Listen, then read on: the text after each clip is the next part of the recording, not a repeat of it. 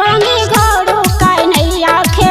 लाभी होली हो रंगी गोलू काय नहीं आखे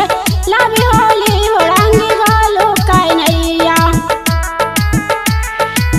पहला होली कैला से पूरी में पहला होली कैला से पूरी में गौरी बोला के गा जब टोली हो गौरी बोला के गा जब टोली हो रंगी गोलू काय नहीं आखे लाभी होली हो रंगी गोलू काय नहीं आखे लाभी होली हो रंगी गोलू काय नहीं आ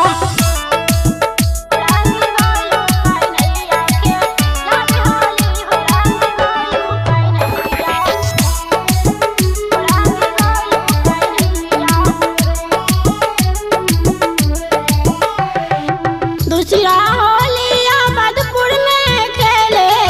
दूसरा होली आबादपुर में खेले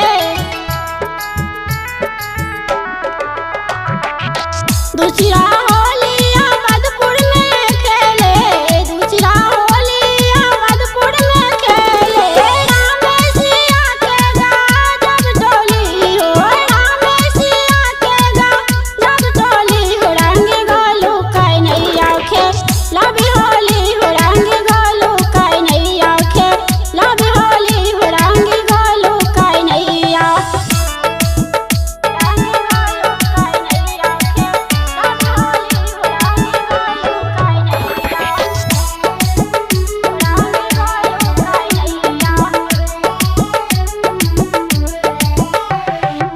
तीसरा होली वृंदावन में खेले